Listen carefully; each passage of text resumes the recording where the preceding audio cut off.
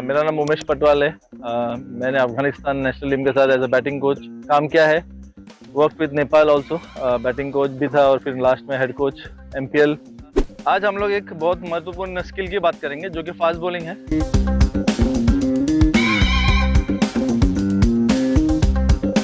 अब तक का हमने हिस्ट्री देखा है कि जितने भी सारी अच्छी टीम्स हैं जो विश्व विजयी हुए, उनके फास्ट बॉलर्स बहुत ही अच्छे हुआ करते थे।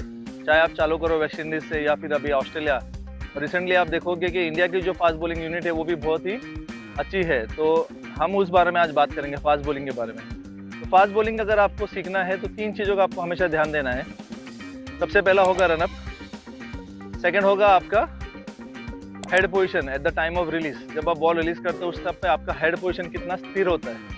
और सबसे आखिर में होगा कि आपका जो बॉलिंग फिट है उस पर आपका वेट कितने अच्छी तरह से बैलेंस्ड है। ये 3 चीज़ों पर अगर आप ध्यान दोगे तो आपको कॉम्बिनेशन बैठेगा रनअप, आपका हेड पोजीशन और फिर आपका फीट में जो बैलेंस होना चाहिए at the time of release. अगर at the time of release आपका हेड पोजीशन अच्छा नहीं होगा और आपका फीट बैलेंस नहीं होगा, बैलेंस एज इन आपको पता होना चाहिए कि आपका सारा वेट आपके फ्रंट फुट पर ही होता है eight the time of release.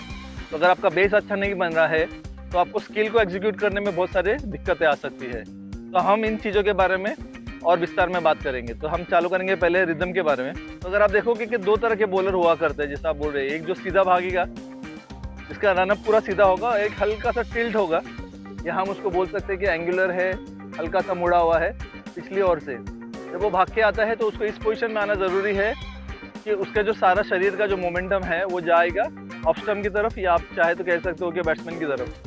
Run up की अगर हम बात करें तो रनअप में आपको 2 चीज़ों का ध्यान देना है कि आपका हेड पोजीशन कभी भी पीछे की तरफ नहीं होगा, और सबसे इंपॉर्टेंट ये है कि आपका मोमेंटम बिल्ड होते जाना चाहिए रनअप में। इससे आप दूसरे शब्दों में बोलोगे कि आपको अच्छा रिदम होना चाहिए। रिदम का मतलब ही है कि आपका जो मोमेंटम है वो आपको इस तरीके से लाना चाहिए कि आपको आपका जो आखिरी पैर है, जो आपका डिलीवरी स्ट्राइड है, उस टाइम पे आपको इतना अच्छा बैलेंस और स्टेबिलिटी देना चाहिए कि आपको जो भी स्किल एग्जीक्यूट करना हो उसमें आपको आसानी होनी चाहिए। ड्रिल कर रहे हो, जो भी कर रहे हो, उस तरह चीज़ों में आपको एक आइडिया आना चाहिए, आपका अंडरस्टैंडिंग अच्छा होना चाहिए, आपकी सेंस और अवेयरनेस अच्छी होनी चाहिए।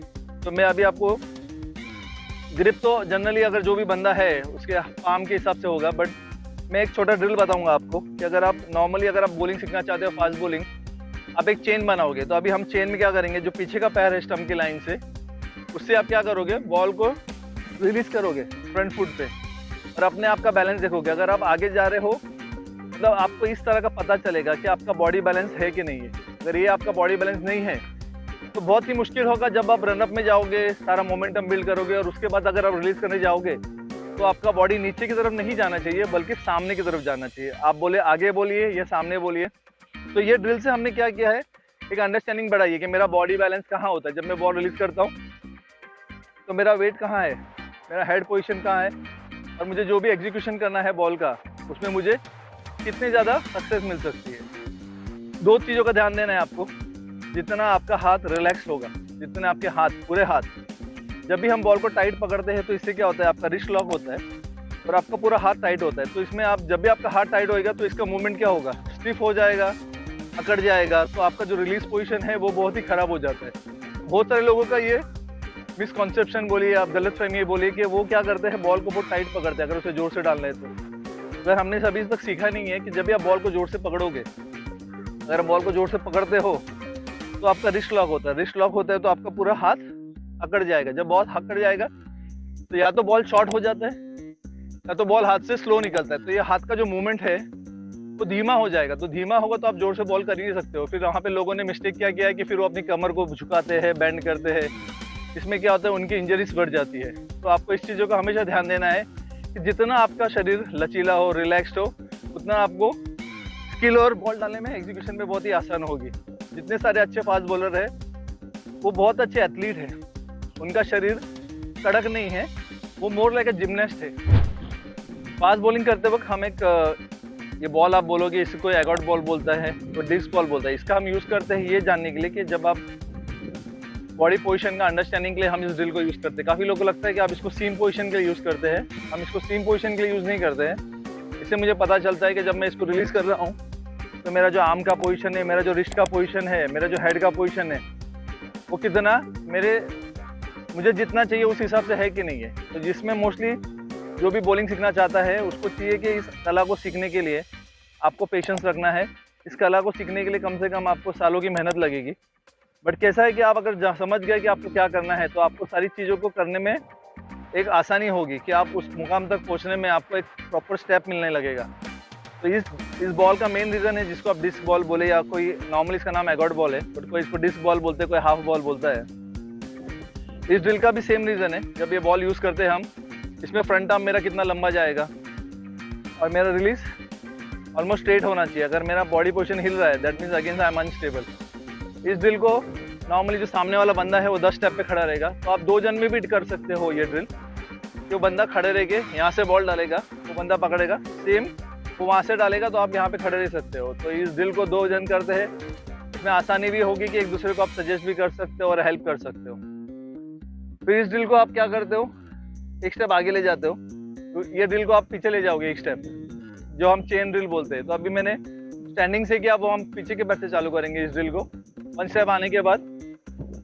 तो इस ड्रिल में क्या है कि आपको रुकना नहीं है। इस ड्रिल के बाद आप फॉलो थ्रो में आगे जाओगे।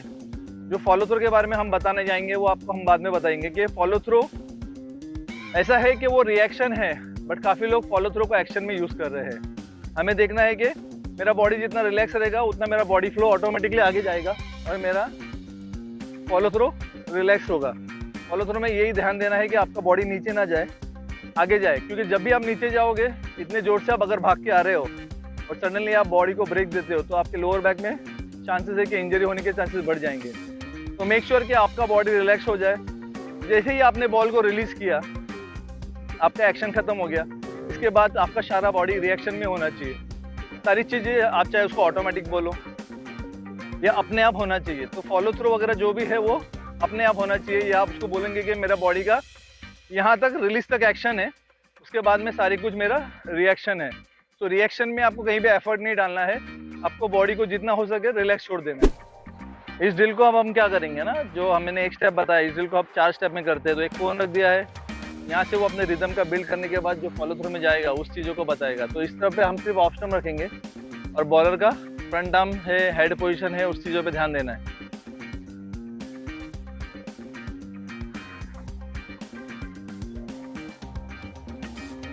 सेम चीज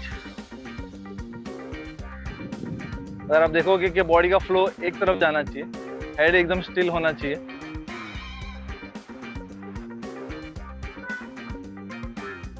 ये बहुत ही जरूरी है कि उसका फॉलो थ्रू अगर आप देखोगे तो शरीर उसका ऑफ स्टंप की तरफ जा रहा है, क्योंकि मेक श्योर के बॉलर जब बॉल डालता है तो वो डेंजर एरिया में नहीं आना चाहिए। तो यहाँ पे अगर आप चाहो तो यहाँ पे भी एक कोन रख सकते हो 4 स्टेप में, ताकि जब आपका बॉलर बॉल डाल रहा है या स्किल कर रहा है तो he should be moving in एक जो बोले ना हम लोग कि वो डेंजर जोन से बाहर ही दिखना चाहिए आपको।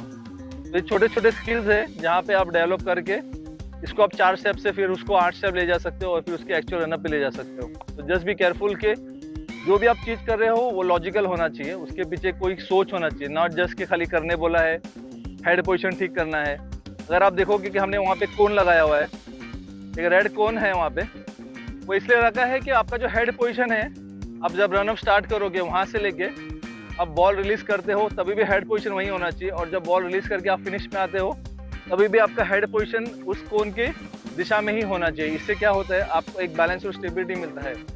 बाकी सारी चीज़ें आपके हैंड्स वगैरह जो भी है वो रिएक्शन में आपको बहुत आसानी होगी।